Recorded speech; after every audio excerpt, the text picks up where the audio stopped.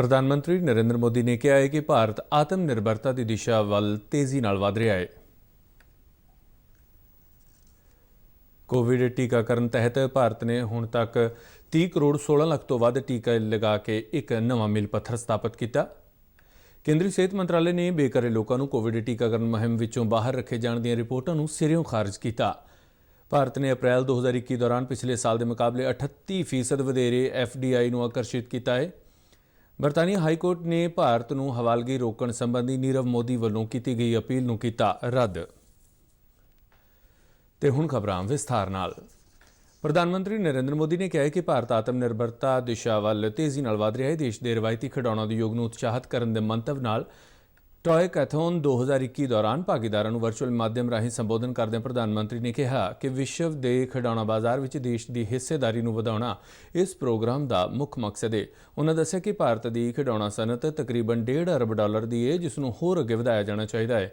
प्रधानमंत्री ने कहा कि इस टॉयकैथन का मकसद उच्च गुणवत्ता वाले सस्ते सुरक्षित और वातावरण अनुकूल खिडौने का निर्माण करना है। उन्होंने कहा कि तकनोलॉजी और रवायत आम आत्म निर्भर भारत लिए सब तो वड्डी ताकत है। इस टॉयकैथन दौरान प्रधानमंत्री ने वक्-वक् नवीनतावां पेश करने वाले भागीदारां नाल गलबात भी की। टॉयकैथन की शुरुआत 5 जनवरी 2021 को की गई सी, जिस विच तकरीबन 17,000 सुझाव भेजे गए सन, जिन्हां विचों 1,567 सुझावां नूं शॉर्टलिस्ट किया गया सी। जम्मू कश्मीर के गुपकर गठजोड़ वालों प्रधानमंत्री नरेंद्र मोदी नाल मीटिंग लई सहमति देने तो बाद वक्-वक् सियासी पार्टियों वालों भी अपनी शमूलीयत की पुष्टि की गई है। जम्मू कश्मीर विच संविधान की धारा 370 सने होरना कई स्थानक मुद्दों ते चर्चा लई गुपकर गठजोड़ वालों प्रधानमंत्री नरेंद्र मोदी के गलबात के सदे नूं प्रवान किया गया है। कांग्रेस वालों भी इस मीटिंग में अपनी शमूलीयत की पुष्टि की गई है। कांग्रेस के सीनियर आगू गुलाम नबी आज़ाद अज नवी दिल्ली में होने वाली इस मीटिंग में भाग लैणगे। नैशनल कानफ्रेंस के सीनियर नेता फारूक अब्दुल्ला ने कहा है कि वह उम्मीद करते हैं कि इस मीटिंग दौरान सारे पहलुओं पर रोशनी पाई जाएगी और प्रधानमंत्री नरेंद्र मोदी और गृह मंत्री अमित शाह को संबंधित मुद्दों तो जाणू करवाया जाएगा। पीपल्स डेमोक्रेटिक पार्टी की मुखी महबूबा मुफ्ती ने कहा है कि गलबात राਹੀਂ हरेक मसले का हल कढ़िया जा सकता है और वह इस मीटिंग तो सकारात्मक फैसले की उम्मीद करते हैं।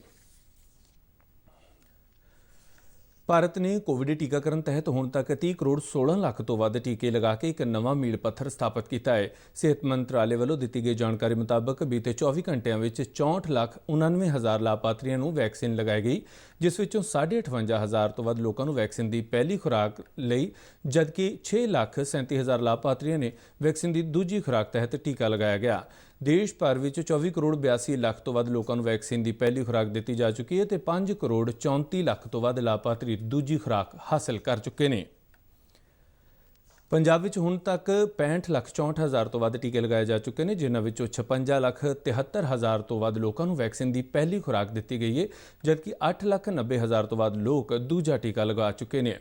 इस दौरान बीते 24 घंटिया में कोविड-19 के 54,000 तो वध नवे केस सामने आए हैं, जिस नाल देश में कुल एक्टिव केसां की गिणती 6,27,000 हो गई है।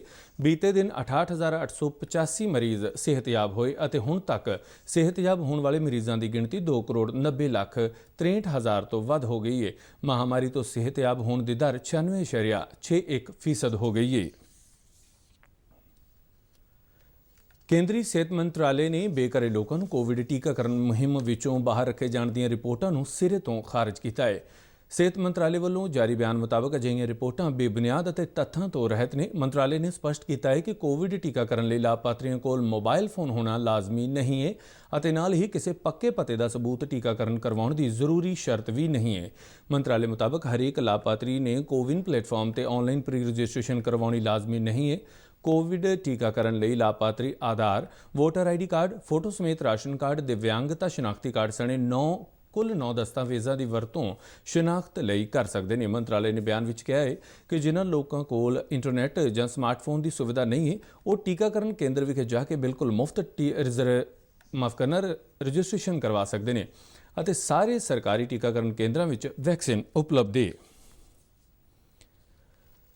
ਕੇਂਦਰੀ ਵਣਜ ਅਤੇ ਸਨਅਤ ਮੰਤਰਾਲੇ ਦੇ ਅੰਕੜਿਆਂ ਮੁਤਾਬਕ ਅਪ੍ਰੈਲ 2021 ਦੌਰਾਨ ਭਾਰਤ ਨੇ ਪਿਛਲੇ ਸਾਲ ਦੀ ਇਸੇ ਮਿਆਦ ਦੇ ਮੁਕਾਬਲੇ 38% ਵਧੇਰੇ ਸਿੱਧੇ ਵਿਦੇਸ਼ੀ ਨਿਵੇਸ਼ ਨੂੰ ਆਕਰਸ਼ਿਤ ਕੀਤਾ ਹੈ। ਮੰਤਰਾਲੇ ਮੁਤਾਬਕ ਅਪ੍ਰੈਲ 2021 ਦੌਰਾਨ 6.24 ਬਿਲੀਅਨ ਡਾਲਰ ਦਾ FDI ਪ੍ਰਵਾਹ ਦਰਜ ਕੀਤਾ ਗਿਆ ਹੈ, ਜਦਕਿ ਪਿਛਲੇ ਵਰੇ ਇਸੇ ਮਿਆਦ ਦੌਰਾਨ ਇਹ ਅੰਕੜਾ 4.53 ਬਿਲੀਅਨ ਡਾਲਰ ਸੀ। ਮੰਤਰਾਲੇ ਵੱਲੋਂ ਜਾਰੀ ਬਿਆਨ ਮੁਤਾਬਕ ਸਰਕਾਰ ਵੱਲੋਂ FDI ਨੀਤੀ ਵਿੱਚ ਕੀਤੇ ਗਏ ਸੁਧਾਰਾਂ, ਸਰਮਾਏਕਾਰੀ ਸੰਬੰਧੀ ਸੁਖਾਲੇਪਨ ਅਤੇ ਕਾਰੋਬਾਰ ਵਿੱਚ ਆਸਾਨੀ ਲਈ ਕੀਤੀਆਂ ਗਈਆਂ ਪਹਿਲਕਦਮੀਆਂ ਸਦਕਾ FDI ਪ੍ਰਵਾਹ ਵਿੱਚ ਵਾਧਾ ਦਰਜ ਕੀਤਾ ਗਿਆ ਹੈ। ਮੰਤਰਾਲੇ ਮੁਤਾਬਕ ਅਪ੍ਰੈਲ 2021 ਦੌਰਾਨ 24% FDI ਨਾਲ ਮੌਰੀਸ਼ੀਅਸ ਸਭ ਤੋਂ ਵੱਡਾ ਨਿਵੇਸ਼ਕ ਮੁਲਕ ਬਣ ਗਿਆ ਹੈ, ਜਦਕਿ ਸਿੰਗਾਪੁਰ ਨੇ 21% ਅਤੇ ਜਾਪਾਨ ਨੇ 11% FDI ਦਰਜ ਕੀਤਾ ਸੀ। ਬਿਆਨ ਮੁਤਾਬਕ ਕੰਪਿਊਟਰ ਸਾਫਟਵੇਅਰ ਅਤੇ ਹਾਰਡਵੇਅਰ ਸੈਕਟਰ ਅਪ੍ਰੈਲ ਮਹੀਨੇ ਦੌਰਾਨ ਸਭ ਤੋਂ ਵੱਧ FDI ਵਾਲਾ ਸੈਕਟਰ ਉੱਭਰ ਕੇ ਸਾਹਮਣੇ ਆਇਆ ਹੈ, ਜਿਸ ਵਿੱਚ 24% FDI ਪ੍ਰਵਾਹ ਦਰਜ ਕੀਤਾ ਗਿਆ ਹੈ। ਇਸ ਤੋਂ ਇਲਾਵਾ ਸੇਵਾਵਾਂ ਸੈਕਟਰ ਵਿੱਚ 23% ਅਤੇ ਸਿੱਖਿਆ ਸੈਕਟਰ ਵਿੱਚ 8% FDI ਦਰਜ ਕੀਤਾ ਗਿਆ ਹੈ। ਦੂਰ ਸੰਚਾਰ ਵਿਭਾਗ ਨੇ ਹੋਰਨਾਂ ਸੇਵਾ ਪ੍ਰਦਾਤਾਵਾਂ ਲਈ ਦਿਸ਼ਾ ਨਿਰਦੇਸ਼ਾਂ ਨੂੰ ਹੋਰ ਸੁਖਾਲਾ ਕੀਤਾ ਹੈ। ਇਹਨਾਂ ਸੰਸਥਾਵਾਂ ਨੂੰ ਬਿਜ਼ਨਸ ਪ੍ਰੋਸੈਸ ਆਊਟਸੋਰਸਿੰਗ ਕਿਹਾ ਜਾਂਦਾ ਹੈ, ਜੋ ਭਾਰਤ ਅਤੇ ਵਿਦੇਸ਼ ਵਿੱਚ ਆਵਾਜ਼ ਆਧਾਰਿਤ ਸੇਵਾਵਾਂ ਪ੍ਰਦਾਨ ਕਰਦੀਆਂ ਨੇ। ਸੂਚਨਾ ਤਕਨਾਲੋਜੀ ਅਤੇ ਸੰਚਾਰ ਮੰਤਰੀ ਰਵੀ ਸ਼ੰਕਰ ਪ੍ਰਸਾਦ ਨੇ ਕਿਹਾ ਹੈ ਕਿ ਕੰਮਕਾਜ ਵਿੱਚ ਬਿਹਤਰ ਤਾਲਮੇਲ ਲਈ ਘਰੇਲੂ ਅਤੇ ਕੌਮਾਂਤਰੀ ਸੇਵਾ ਪ੍ਰਦਾਤਾਵਾਂ ਵਿੱਚ ਕੋਈ ਭੇਦਭਾਵ ਨਹੀਂ ਕੀਤਾ ਗਿਆ। ਉਨ੍ਹਾਂ ਕਿਹਾ ਕਿ ਭਾਰਤ BPO ਸਨਅਤ ਵਿੱਚ ਵਿਸ਼ਵ ਦੇ ਮੋਹਰੀ ਦੇਸ਼ਾਂ ਵਿੱਚੋਂ ਇੱਕ ਹੈ। ਰਵੀ ਸ਼ੰਕਰ ਪ੍ਰਸਾਦ ਨੇ ਕਿਹਾ ਕਿ ਨਰਮ ਦਿਸ਼ਾ ਨਿਰਦੇਸ਼ਾਂ ਤਹਿਤ ਹੋਰਨਾਂ ਸੇਵਾ ਪ੍ਰਦਾਤਾਵਾਂ ਦਾ electronic private automatic branch exchange ਹੁਣ ਦੁਨੀਆ ਵਿੱਚ ਕਿਤੇ ਵੀ ਸਥਾਪਿਤ ਕੀਤਾ ਜਾ ਸਕਦਾ ਹੈ। ਉਨ੍ਹਾਂ ਕਿਹਾ ਕਿ OSP ਸੰਸਥਾਵਾਂ ਦੂਰਸੰਚਾਰ ਸੇਵਾ ਪ੍ਰਦਾਤਾਵਾਂ ਦੀਆਂ ਸੇਵਾਵਾਂ ਵਰਤਣ ਤੋਂ ਇਲਾਵਾ ਭਾਰਤ ਵਿੱਚ ਡੇਟਾ ਸੈਂਟਰ ਤੇ ਆਪਣਾ EPABX ਸਥਾਪਿਤ ਕਰ ਸਕਦੀਆਂ ਨੇ। ਭਾਰਤੀ ਰੇਲਵੇ ਵੱਲੋਂ ਕਿਸਾਨੀ ਉਤਪਾਦਾਂ ਨੂੰ ਦੇਸ਼ ਦੇ ਕੋਨੇ-ਕੋਨੇ ਵਿੱਚ ਪਹੁੰਚਾਉਣ ਲਈ ਹੁਣ ਤੱਕ 60 ਰੂਟਾਂ ਨੂੰ ਕਾਰਜਸ਼ੀਲ ਕੀਤਾ ਗਿਆ ਹੈ। ਰੇਲ ਮੰਤਰਾਲੇ ਵੱਲੋਂ ਜਾਰੀ ਬਿਆਨ ਮੁਤਾਬਕ ਇਹਨਾਂ ਰੇਲਾਂ ਰਾਹੀਂ ਦੇਸ਼ ਭਰ ਦੇ ਕਿਸਾਨਾਂ ਨੂੰ ਵੱਡੀਆਂ ਮੰਡੀਆਂ ਤੱਕ ਪਹੁੰਚ ਹਾਸਲ ਹੋਈ ਹੈ। ਕਿਸਾਨ ਰੇਲਾਂ ਰਾਹੀਂ ਹੁਣ ਤੱਕ 2,70,000 ਟਨ ਉਤਪਾਦਾਂ ਨੂੰ ਦੇਸ਼ ਦੀਆਂ ਵੱਖ-ਵੱਖ ਮੰਡੀਆਂ ਤੱਕ ਪਹੁੰਚਾਇਆ ਗਿਆ ਹੈ। ਰੇਲ ਮੰਤਰਾਲੇ ਨੇ ਕਿਹਾ ਹੈ ਕਿ ਖੇਤੀਬਾੜੀ ਮੰਤਰਾਲੇ, ਸੂਬਾ ਸਰਕਾਰਾਂ, ਸਥਾਨਕ ਸੰਸਥਾਵਾਂ ਅਤੇ ਏਜੰਸੀਆਂ ਸਮੇਤ ਵੱਖ-ਵੱਖ ਹਿੱਤਧਾਰਕਾਂ ਦੀ ਮਦਦ ਨਾਲ ਇਸ ਪਹਿਲਕਦਮੀ ਨੂੰ ਅੱਗੇ ਵਧਾਇਆ ਜਾ ਰਿਹਾ ਹੈ। ਬਿਆਨ ਮੁਤਾਬਕ ਕਿਸਾਨ ਰੇਲਾਂ ਰਾਹੀਂ ਫਲ, ਸਬਜ਼ੀਆਂ, ਡੇਅਰੀ ਉਤਪਾਦ, ਮੀਟ ਅਤੇ ਹੋਰ ਜਲਦ ਖਰਾਬੇ ਵਾਲੀਆਂ ਵਸਤਾਂ ਨੂੰ ਮੰਡੀਆਂ ਤੱਕ ਪਹੁੰਚਾਉਣ ਦੀ ਸਹੂਲਤ ਦਿੱਤੀ ਗਈ ਹੈ, ਤਾਂ ਜੋ ਘੱਟੋ-ਘੱਟ ਸਮੇਂ ਵਿੱਚ ਇਹਨਾਂ ਉਤਪਾਦਾਂ ਨੂੰ ਮੰਡੀ ਤੱਕ ਪਹੁੰਚਾ ਕੇ ਕਿਸਾਨਾਂ ਦੇ ਨੁਕਸਾਨ ਨੂੰ ਘੱਟੋ-ਘੱਟ ਕੀਤਾ ਜਾ ਸਕੇ। ਕੇਂਦਰੀ ਫੂਡ ਪ੍ਰੋਸੈਸਿੰਗ ਮੰਤਰਾਲੇ ਦੇ ਆਪਰੇਸ਼ਨ ਗ੍ਰੀਨ ਤਹਿਤ ਕਿਸਾਨ ਰੇਲਾਂ ਰਾਹੀਂ ਫਲ ਤੇ ਸਬਜ਼ੀਆਂ ਦੀ ਢੋਆ-ਢੁਆਈ ਦੇ ਭਾੜੇ ਵਿੱਚ 50% ਦੀ ਸਬਸਿਡੀ ਵੀ ਦਿੱਤੀ ਜਾਂਦੀ ਹੈ। ਚਾਲੂ ਜੂਨ ਮਹੀਨੇ ਦੌਰਾਨ ਕਿਸਾਨ ਰੇਲਾਂ ਵੱਲੋਂ 93 ਫੇਰੀਆਂ ਰਾਹੀਂ 32,542 ਟਨ ਕਿਸਾਨ ਉਤਪਾਦਾਂ ਨੂੰ ਵੱਖ-ਵੱਖ ਮੰਡੀਆਂ ਤੱਕ ਪਹੁੰਚਾਇਆ ਹੈ। ਮੰਤਰਾਲੇ ਮੁਤਾਬਕ ਕਿਸਾਨ ਰੇਲ ਰਾਹੀਂ ਢੋਆ-ਢੁਆਈ ਲਈ 15 ਜੂਨ 2021 ਤੱਕ 52 ਕਰੋੜ 38 ਲੱਖ ਰੁਪਏ ਦੀ ਸਬਸਿਡੀ ਜਾਰੀ ਕੀਤੀ ਜਾ ਚੁੱਕੀ ਹੈ।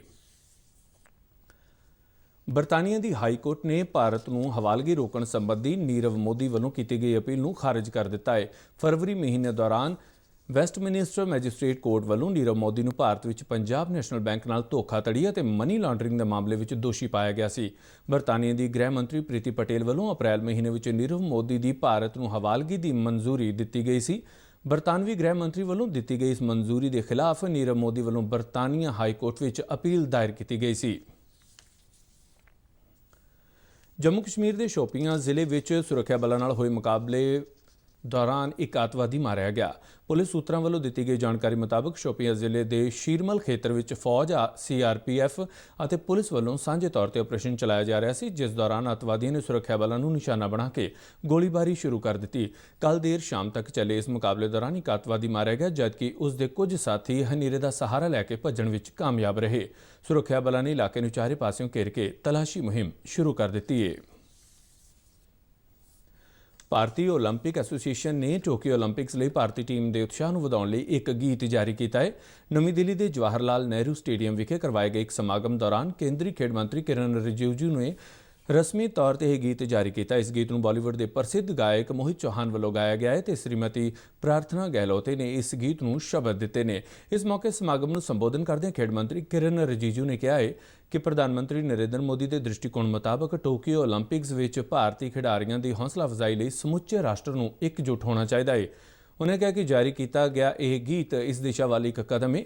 रिजिजू ने कहा कि यह गीत खिडारियों में देश का नाम चमकाने ते अपने सुपने पूरे करने लई जज्बे का प्रभाव पैदा करेगा। उन्होंने हरेक नागरिक को भारतीय खिडारियों की हौसला अफजाई लई मुहिम का हिस्सा बनने की अपील की। इस दे नाल ही खबरों का यह बुलेटिन इत्थे खत्म होंदा है। इजाजत दिओ, नमस्कार।